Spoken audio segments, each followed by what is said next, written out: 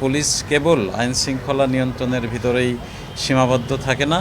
আমরা গত যে করোনা অতিমারি সেটির সময় আমরা দেখেছি, সেটিতে বাংলাদেশের পুলিশ আমি মনে করি যে সারা বিশ্বের একটি নজির স্থাপন করেছে।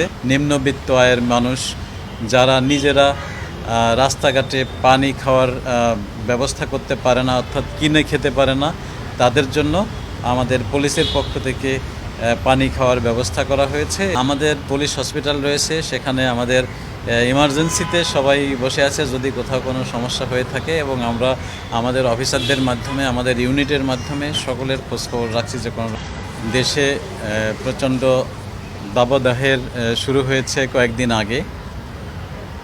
আমরা জানি যে ট্রাফিক পুলিশের সদস্যরা সবসময় রাস্তায় থেকে কাজ করে। প্রচণ্ড রোদ এবং বৃষ্টি সবসময় তাদেরকে কাজ করতে হয় রাস্তার ট্রাফিক শৃঙ্খলা নিয়ন্ত্রণের জন্য। সেখানে তাদের বিশ্রাম নেওয়ারও কোনো সুযোগ থাকে না। এই অবস্থায় এই দাবদাহের সময় তৃষ্ণার্ত হয়ে যাওয়ার, পিপাসার্ত হয়ে যাওয়ার প্রবণতা থাকে, এবং সেটি হয়। আমরা ঢাকা মেট্রোপলিটন পুলিশের পক্ষ থেকে এবং আমাদের ইন্সপেক্টর জেনারেল মহোদয় পুলিশ হেডকোয়ার্টার্সের পক্ষ থেকেও ট্রাফিক পুলিশদের খাবার পানি, স্যালাইন, গ্লুকোজ, লেবুর শরবত, তারপরে এই সংক্রান্ত আরও যা কিছু প্রয়োজন হয় সেগুলো দেওয়ার ব্যবস্থা করেছেন। আমরা পাশাপাশি ঢাকা মেট্রোপলিটন পুলিশের পক্ষ থেকে আমাদের 50টি থানায় বিভিন্ন জনবহুল স্থানগুলোতে, বাজার, বাস স্টপেজ, মার্কেট, এই সমস্ত জায়গায় শ্রমজীবী মানুষ, নিম্নবিত্ত আয়ের মানুষ যারা নিজেরা রাস্তাঘাটে পানি খাওয়ার ব্যবস্থা করতে পারে না, অর্থাৎ কিনে খেতে পারে না, তাদের জন্য আমাদের পুলিশের পক্ষ থেকে পানি খাওয়ার ব্যবস্থা করা হয়েছে, এবং সেটি সারা ঢাকা শহরে 50টি থানা এবং ট্রাফিক পুলিশ বিভিন্ন জায়গায়, কিছু কিছু জায়গায় আমরা স্থায়ীভাবেই পানির ট্রলি আমরা দিয়ে দিয়েছি, এবং ভ্রাম্যমানও কতগুলো রয়েছে। সেখানে বোতলের পানি যেগুলো, সেগুলো কিছু কিছু জায়গায় সরবরাহ করা হচ্ছে, কিছু কিছু জায়গায় স্যালাইন সরবরাহ করা হচ্ছে, এবং টোটাল মেট্রোপলিটন এলাকায় যারা রয়েছে তাদেরকে সেবা দেওয়ার জন্য আমাদের এই প্রচেষ্টা। আমরা জানি যে পুলিশ কেবল আইন শৃঙ্খলা নিয়ন্ত্রণের ভিতরেই সীমাবদ্ধ থাকে না।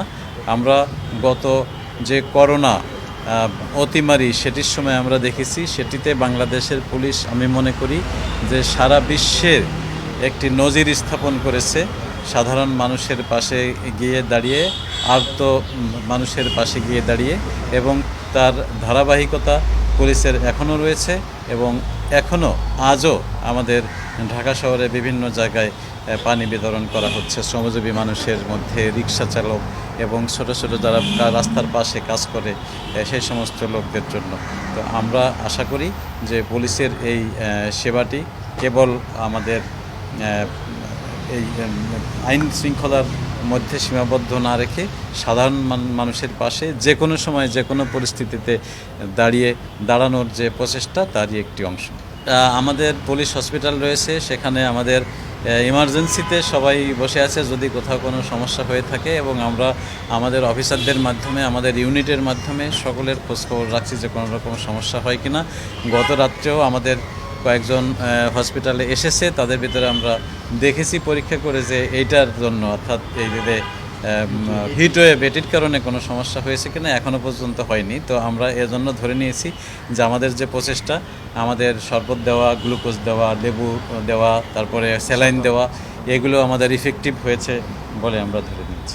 তবে আমাদের যে ছাতাটি থাকে, সেটি যে সাদা ছাতা, এটি আমাদের দেওয়ার নিয়ম রয়েছে, কারণ কালো ছাতায় হিট অ্যাবজর্ব করে, এবং সাদা ছাতা যেটি থাকে, সাদা রং যে গরমকে কমিয়ে রাখে, সেই কারণে আমরা সাদা ছাতা দিয়ে থাকি।